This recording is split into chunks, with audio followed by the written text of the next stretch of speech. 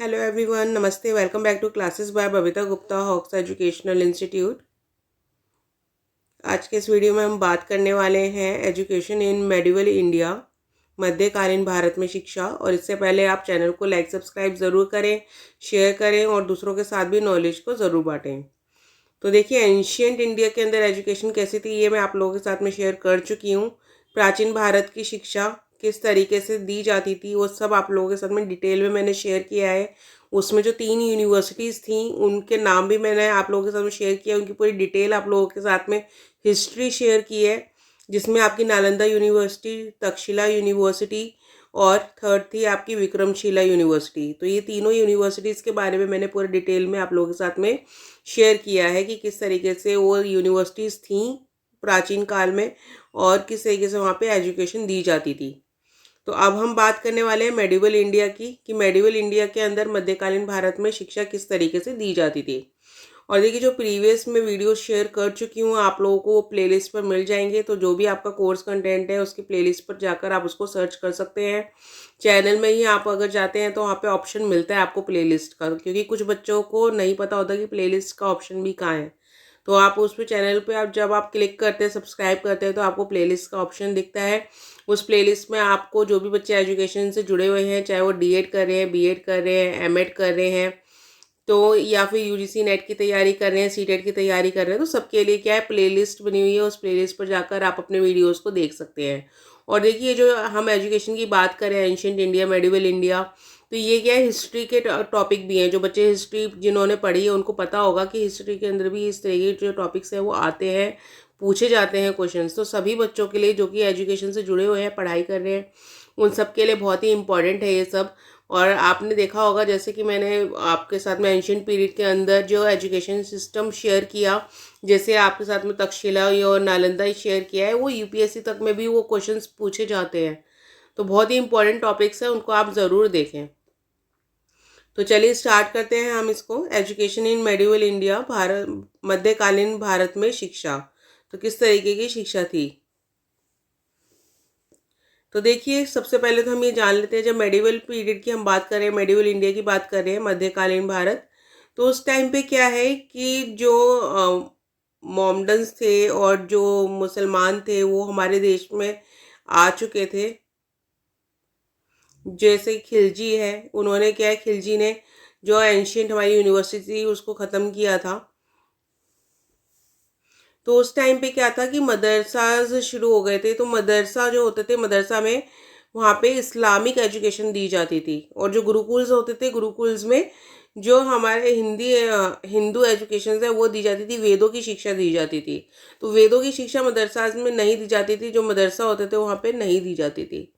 तो उसी में इन दोनों चीज़ों में, इन दो जो हमारे इंस्टीट्यूशन है उसमें किस तरीके की एजुकेशन है वो हम इसमें पढ़ने वाले हैं।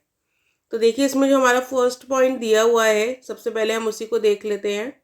Education in medieval India was primarily based on two institutions which were madrasas and gurukuls.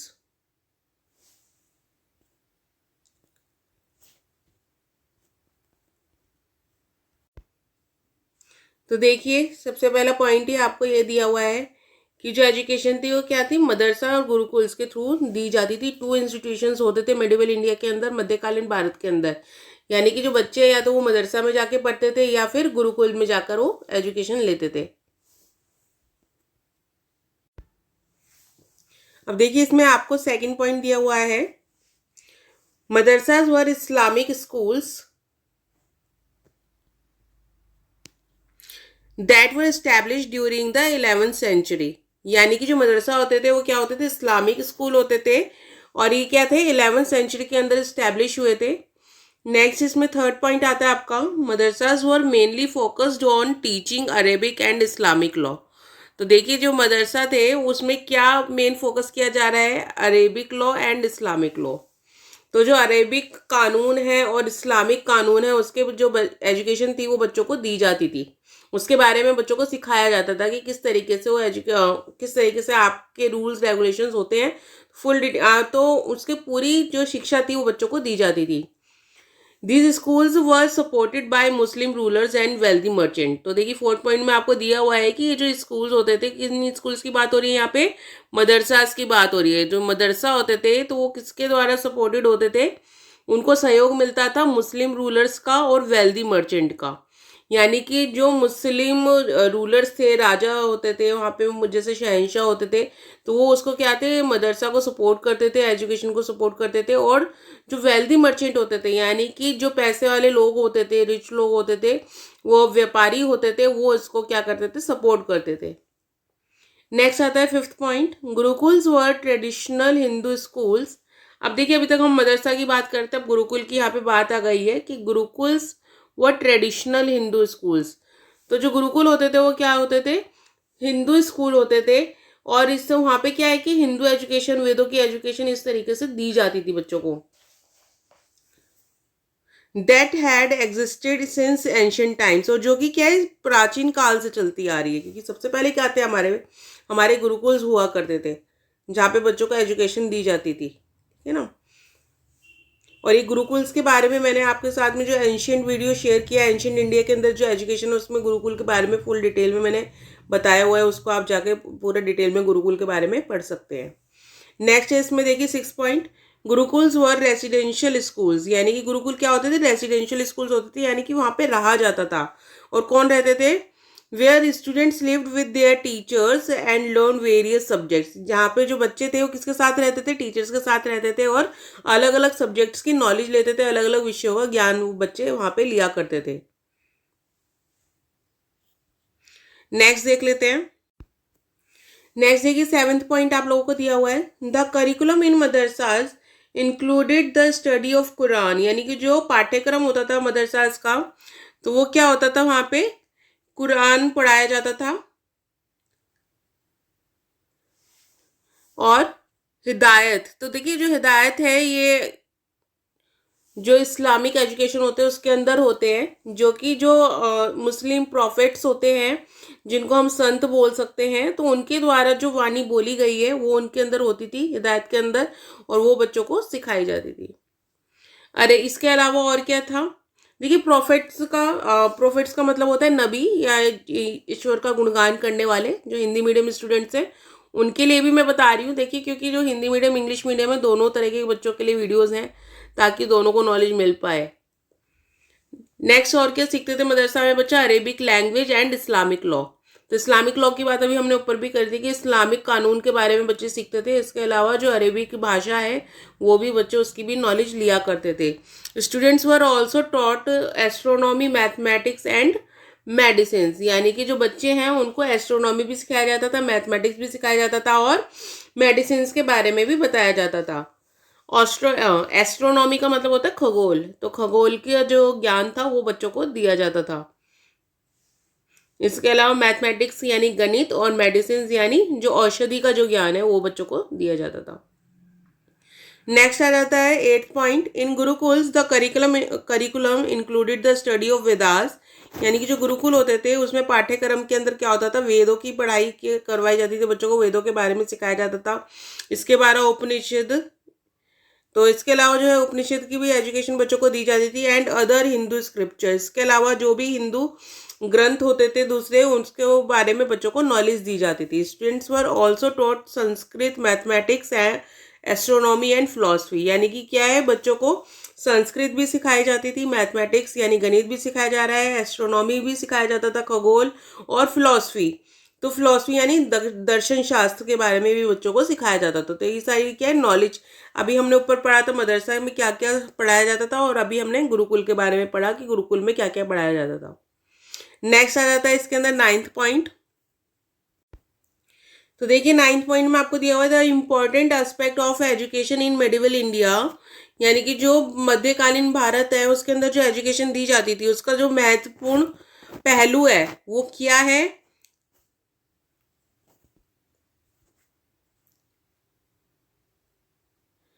Free education. यानी कि वहाँ पे क्या है, फ्री एजुकेशन दी जाती थी, बच्चों को मुफ्त शिक्षा मिलती थी, चाहे वो मदरसा हो चाहे गुरुकुल हो, वहाँ पे बच्चों को फ्री ऑफ कॉस्ट एजुकेशन दी जाती थी। Both Madrasa and gurukuls were free of cost, यानी कि वहाँ पे बिल्कुल बच्चे फ्री मुफ्त में जाकर शिक्षा ग्रहण कर सकते थे, चाहे वो मदरसा हो चाहे वो गुरुकुल हो।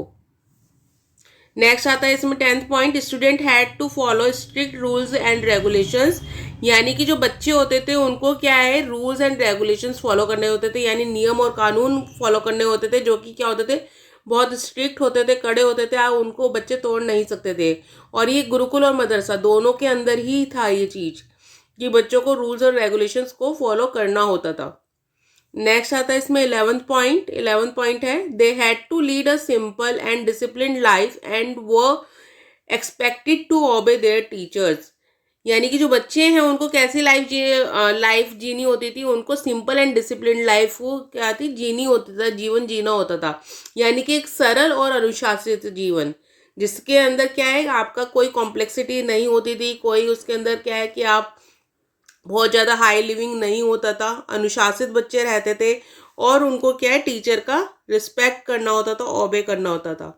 आज के टाइम में आप देखें, आज के टाइम में जो बच्चे हैं वो टीचर्स को एकदम से सडनली जवाब दे देते हैं, है ना, कुछ भी उनको बोल देते हैं टीचर्स को। तो पहले ऐसा नहीं होता था बिल्कुल भी, है ना, टीचर्स की रिस्पेक्ट आपको करनी होती थी, तभी आपको वहाँ पे रखा जाता था। अदरवाइज मदरसा हो चाहे गुरुकुल हो, वहाँ पे बच्चों को एंट्री नहीं दी जाती थी जो कि अनुशासन का पालन नहीं करते थे, जो कि टीचर्स को ओबे नहीं करते थे, उनकी रिस्पेक्ट नहीं करते थे। नेक्स्ट आता है इसमें 12th पॉइंट। तो देखिए 12th पॉइंट में आपको दिया हुआ है, the teaching methods in Madrasa and gurukuls were quite different, यानी कि जो शिक्षण विधियाँ होती थी, टीचिंग मेथड्स होते थे, वो मदरसा और गुरुकुल दोनों में बिल्कुल अलग होते थे। हम ऐसा नहीं सोच सकते हैं कि जो मदरसा और गुरुकुल है दोनों में सेम वे में स्टडी कराई जाती थी, ऐसा नहीं होता था। दोनों की शिक्षण विधियाँ अलग अलग होती थी और वो किस तरीके से होती थी वो नेक्स्ट पॉइंट्स में हम पढ़ने वाले हैं।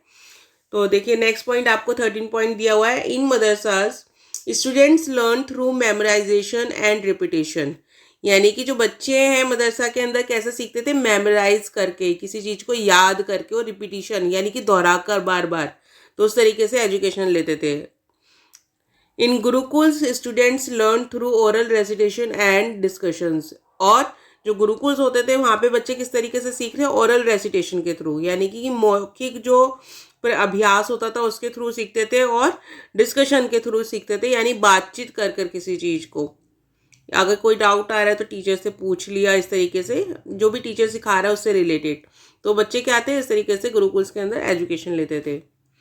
नेक्स्ट है इसमें 14th point, madrasas and gurukuls played an important role in the preservation and spread of knowledge in medieval India, यानी कि मदरसा और गुरुकुल दोनों का ही क्या था, महत्वपूर्ण एक योगदान था जो इंडियन कल्चर है, या फिर आप कह सकते हो नॉलेज को बढ़ाने में, इंडियन कल्चर तो नहीं, खैर नॉलेज को बढ़ाने में हम कह सकते हैं, क्योंकि मदरसा और गुरुकुल दोनों की बात यहाँ पे हो रही है।